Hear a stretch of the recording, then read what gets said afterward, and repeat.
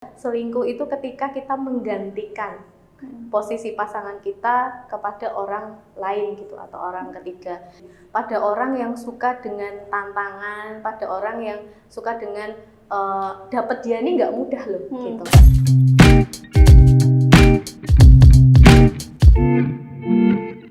Jumpa lagi di podcast Ngobrol Seru, podcastnya Media Online Berita Jateng.tv. Nah teman-teman, beberapa waktu yang lalu sempat tersebar nih di media sosial sebuah tangkapan layar yang menyebut kalau figur ayah nggak bisa digantikan sama pacar. Nah, karena itu ternyata di media sosial banyak sekali orang yang relate sama kutipan tersebut, kita udah datangkan langsung nih dari yang empunya kutipan, Bu Pradipta Kristi. Selamat siang Ibu. Selamat siang Bapak dia. Direvisi ya, itu bukan tangkapan layar dari saya tapi entah klien saya. Oh iya, dari klien yang tersebar ya Bu ya. Iya. Terpampang nyata nih Bu, nama Ibu Pradipta. Oh, oke. Jadi orang-orang udah, saya setuju sama Bu Pradipta, saya setuju gitu. Oke. Nah, langsung aja Bu, mungkin bisa dijelaskan nggak Bu, kenapa muncul nih Bu kutipan seperti ini? Kenapa muncul kalau seorang pacar itu nggak bisa menggantikan figur ayah? Itu fenomena apa Bu itu? Oke, jadi memang sebenarnya ini berakar dari masalah relasi romantis gitu ya. Kadang kita itu kalau sama pasangan kita berharapnya, saya pengen kamu kayak ayahku, saya pengen kamu kayak mantanku dan lain sebagainya. Diawali dari itu sebenarnya. Jadi makanya kemudian di situ ada sebenarnya statement itu buat pengingat begitu ya, bahwa figur pacar itu nggak bisa loh, figur ayah itu nggak bisa digantikan sama pacar karena mereka memiliki peran yang berbeda gitu dalam kehidupan seseorang.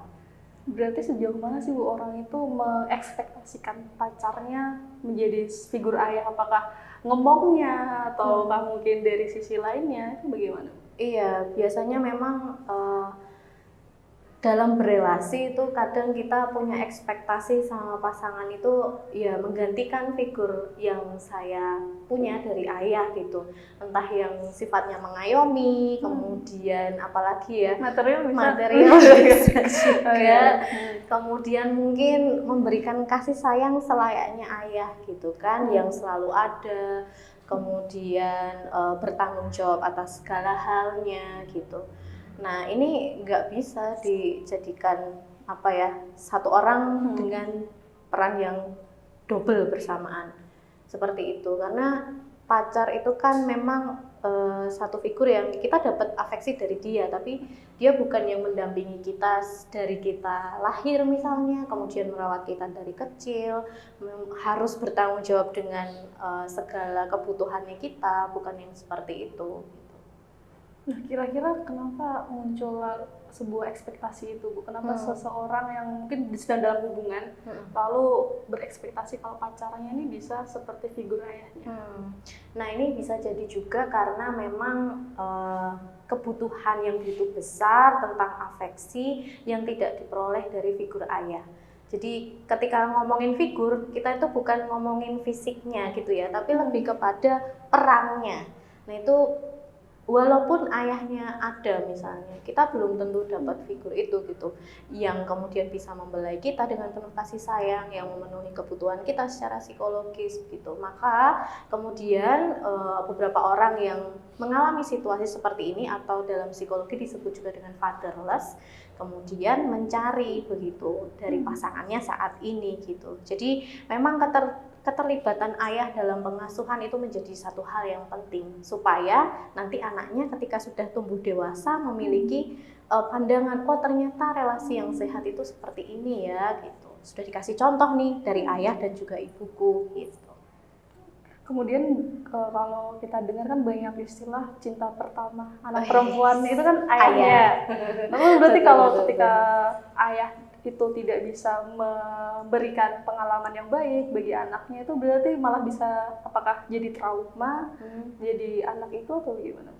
Iya, jadi saya setuju sekali ya, peran ayah dalam pengasuhan itu sangat penting. Jadi tidak hanya ibu yang bertanggung jawab untuk merawat anaknya hingga dewasa. Tadi Mbak Fadia ngasih contoh cinta pertama gitu ya. Ya memang figur ayah itu dibutuhkan sebegitu besar gitu.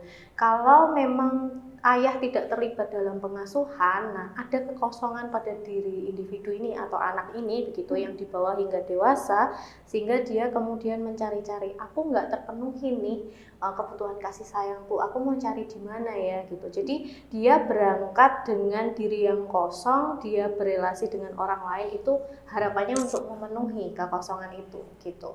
Padahal konsep berelasi nggak kayak gitu, kita harus sama-sama sudah cukup dengan diri kita sendiri dan kita dalam relasi saling memberi gitu. Jadi sebegitu pentingnya lah keterlibatan ayah dalam pengasuhan gitu. Kalau mungkin tadi disinggung soal hadirnya ayah dalam perkembangan anak gitu ya. Kalau kasusnya beda, ayah ternyata memberikan contoh yang menyakiti, misalnya mungkin berselingkuh dari ibunya, dari pasangan si ayah ini, itu bagaimana Bu dampaknya? Iya, itu pasti berdampak buruk ke perkembangan anak begitu ya. Yang pertama, dia mungkin akan merasa trauma dengan kondisi itu. Dia merasa terluka, maksudnya secara psikologis ya Mbak, nggak selalu luka itu sifatnya secara fisik. Dan kemudian dia jadi nggak belajar relasi yang sehat itu seperti apa gitu. Dia bisa punya pandangan bahwa oh berelasi itu berarti boleh selingkuh ya gitu, karena dia berkacamata pada orang tuanya gitu. Tapi itu nggak selalu ya, tapi beberapa kasus bisa terjadi seperti itu. Kalau kemudian tadi Ibu menyinggung juga soal relasi, kita harus cukup dengan diri kita terlebih dahulu sebelum memulai relasi dengan orang lain atau partner gitu ya Bu ya, pacar gitu. Pacar. Nah, sejauh mana sih Bu ekspektasi itu sebenarnya boleh kita kasih ke pacar kita, ke partner kita? Oke, ekspektasi itu boleh gitu ya, namun ekspektasi itu perlu ada kesepakatan bersama. Jadi untuk menjadi pacar itu apa sih yang kamu harapkan untuk dilakukan oleh pacarmu? Tapi kamu juga butuh untuk nanya apakah dia bersedia melakukannya gitu. Jadi ekspektasi kita ini juga menjadi lebih realistis begitu. Jadi bukan tuntutan yang harus selalu dipenuhi, Nah, ini menjadi relasi yang nggak sehat gitu. Berarti nanti jatuhnya bisa kalau semakin lama relasinya nggak sehat itu toksik. Iya, yang sekarang banyak disebut kan hubungannya udah toksik gitu. Yes. Tapi orang jarang bisa keluar dari hubungan toksik itu Bu. Itu apakah ada alasan dari psikologisnya? Jadi toxic relationship itu di psikologi ada istilah lainnya nih Mbak, intimate partner violence. Nah, kenapa sih orang sulit keluar dengan relasi yang seperti itu? Karena dalam intimate partner violence itu ada siklusnya. Kadang ada tanda-tanda bahwa dia melakukan hal yang menyulut konflik, kemudian meledaklah suatu kekerasan gitu ya, misalnya cekcok gitu, terus habis itu nampar pasangannya, itu adalah satu bentuk kekerasan, ngata-ngatain, menghina gitu kan, kemudian habis itu dalam jangka waktu tertentu lalu pelakunya biasanya minta maaf gitu. Nah, pada fase inilah kemudian korbannya menjadi lemah. Dia meyakini bahwa oh dia udah minta maaf kok, nggak mungkin dong dia melakukannya lagi gitu. Balik lagi lah itu ke fase honeymoon. Iya sayang, aku maafin, nggak masalah kok gitu. Iya seperti itu kira-kira. Jadi ya memang sulit begitu untuk keluar. Berarti nanti kalau misalnya ada nih satu pasangan yang dia terlalu lama dalam hubungan toksik ini, terus setelahnya nanti kepaksanya menikah karena kan tidak ada pilihan lain. Pasangan ini mikirnya kan kita udah nggak bisa kemana-mana, udah nggak bisa ngapa-ngapain, ya udah lanjutin aja, tabrak aja sekalian gitu kan istilahnya. Itu apakah nanti juga berpengaruh ke kehidupan pasca menikahnya? Tentu. Jadi kalau kita sudah mengenali waktu pacaran aja udah seperti itu gitu ya, jangan pernah berpikir bahwa nanti dia akan berkurang kok perilakunya, dia akan menjadi lebih baik kok, nggak mungkin dia lanjutin di pernikahan seperti itu. Tunggu dulu, belum tentu, kalau masalahnya belum selesai bisa juga loh berlanjut ke pernikahan gitu. Apalagi kalau periodenya semakin lama akan terjadi trauma bonding gitu. Jadi semakin siklusnya itu semakin cepat, periodenya semakin lama, orang semakin lama tinggal dengan pelaku kekerasan, itu akan semakin parah gitu relasinya. Kemudian juga tadi kan kita juga bahas ada yang selingkuh ya Bu ya. Tuh kan ada juga yang orang diselingkuhin tapi juga tidak mau pisah, Iya. tidak mau memutuskan hubungan itu. Itu juga berarti ya ada kaitannya dengan relation berarti tadi. Iya, jadi yang namanya selingkuh itu, jadi gini Mbak, kekerasan dalam relasi romantis itu pada umumnya ada 3 jenis. Jadi kekerasan fisik, kekerasan psikologis, dan juga kekerasan seksual. Nah, selingkuh sendiri termasuk dalam kekerasan psikologis nih ceritanya gitu. Dan selingkuh itu sendiri dapat berdampak buruk terhadap korbannya karena ini sangat menyerang harga dirinya. Harga diri korban. Jadi dia bisa berpikir, wah pasanganku kok selingkuh ya, apa nih yang salah sama diriku, apa kurangnya aku gitu kan, apa yang buruk dari aku sehingga kok dia nyari yang lain gitu. Itu biasanya yang muncul pada korban, sehingga kemudian harga dirinya semakin rendah. Tapi dia juga di satu sisi dia mikir, kalau aku nggak sama orang ini, siapa lagi yang mau sama aku gitu. Nah, ini terlebih pada kasus-kasus yang tadi durasi relasinya sudah lama, bahkan juga mungkin sudah terjadi kekerasan seksual gitu. Jadi kalau di psikologi namanya self esteem, itu akan semakin rendah gitu dalam situasi yang seperti ini.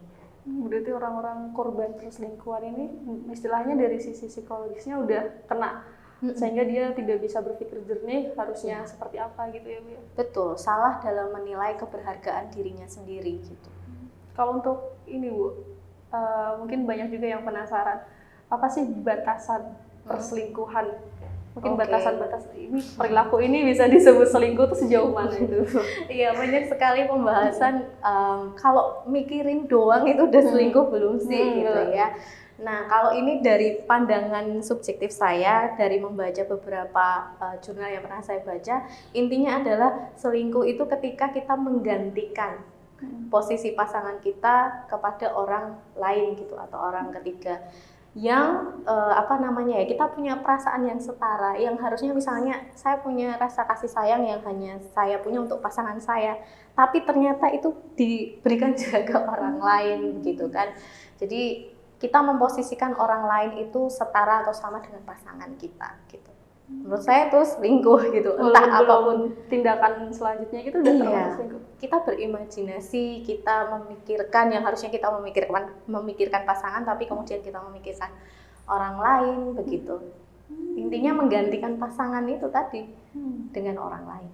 Berarti kalau mungkin banyak orang berpikir, aku belum selingkuh karena belum kontak fisik gitu. Itu berarti sebenarnya dari awal dia ada ketertarikan, itu udah termasuk selingkuh ya Bu ya? Iya, sudah mulai tertarik, tertarik dulu, menghabiskan, mencoba untuk mengkontak, terus habis itu satu kali, kok menyenangkan ya, ngontak adrenalinnya gitu. Kayak menantang gitu ya. Nah itu lama-lama ya bisa ke fase yang lebih serius gitu.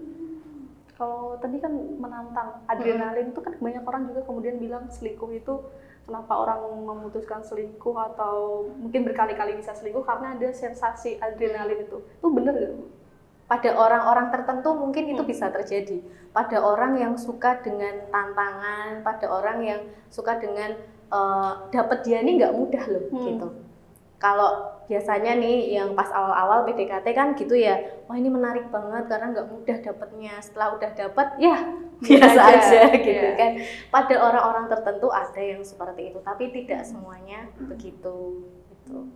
Kemudian apakah ada kecenderungan Ibu orang misal sudah pertama selingkuh, terus meminta maaf karena mungkin ketahuan, apakah ada kecenderungan untuk orang itu melakukan hal serupa? Oke, banyak juga pada berbagai artikel yang mengatakan bahwa selingkuh itu bisa berkelanjutan gitu ya, bisa terjadi berulang-ulang. Nah, apakah tidak mungkin berhenti? Bisa berhenti asalkan ketika melakukan hal itu kemudian bersepakat dengan pasangan, kemudian menjalani satu treatment psikologis gitu ya dengan profesional, dibantu untuk kemudian memulihkan relasinya agar tidak terjadi kembali gitu. Berarti perlu kerjasama antara pasangan ini. Iya, jadi yang korbannya ini memberi waktu kepada pelaku untuk mengubah perilakunya, yang pelakunya itu harus memberikan waktu kepada korbannya untuk mengekspresikan emosinya. Karena pasti dia akan kecewa, dia akan sedih dan lain sebagainya. Berarti saling memberikan waktu untuk sama-sama introspeksi diri. Harus ada kerjasama dari keduanya. Oke. Kemudian mungkin tadi kita kembali lagi ke yang awal, ekspektasi terhadap pasangan. Itu sebenarnya batasan kita bisa ketergantungan terhadap pasangan itu bagaimana, Bu? Apakah kita harus meluangkan seluruh waktu kepada pasangan kita atau bagaimana? Iya, dalam berelasi itu tetap ada ruang pribadi, ya, ruang personal yang dimiliki oleh masing-masing individu yang berelasi. Tidak selalu kita harus kayak pasangan kita harus selalu dengan kita, nggak seperti itu. Jadi berilah waktu secara personal untuk pasangan kita masing-masing, termasuk untuk diri kita sendiri juga, karena dalam berelasi tetap kita adalah individu yang mandiri, tapi kita memutuskan untuk saling berkorelasi gitu. Jadi tetap punya porsi waktu masing-masing dan punya porsi waktu untuk bersama supaya kita bisa mempertahankan gitu ya relasi yang kita punya. Tipsnya, Bu, tips berrelasi sehat tuh gimana? Tips berrelasi sehat untuk kalian semua yang lagi nonton podcast ini. Jadi yang pertama adalah pastikan kalian sudah punya dulu pengetahuan tentang relasi yang sehat itu seperti apa. Yang kedua, kalian harus paham juga tanda-tanda ketika relasi itu mulai nggak sehat. Misalnya mulai ada pemaksaan, mulai ada juga ketika pasangan kalian ini menggunakan kuasanya yang seolah-olah kamu harus nurut sama aku selalu, apapun itu, nggak ada ruang untuk bernegosiasi. Nah, itu sudah tanda yang tidak sehat.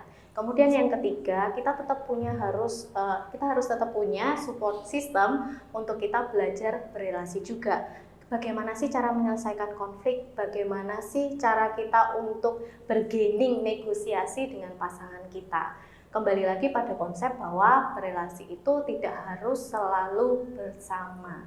Ya, tapi kita menjalani satu relasi yang sehat yang bisa mengembangkan pertumbuhan masing-masing pribadi menjadi lebih baik. Terima kasih Bu Rifta sudah berbagi ilmu yang cocok banget untuk anak-anak muda yang lagi mungkin pengen pacaran yang sehat, yang mungkin bisa nantinya mengupgrade dirinya juga. Pacaran tuh saling sama-sama meningkatkan kualitas diri. Betul. Gitu ya Bu ya. Terima kasih teman-teman sudah menonton podcast Ngobrol Seru kali ini. Sampai jumpa di podcast selanjutnya.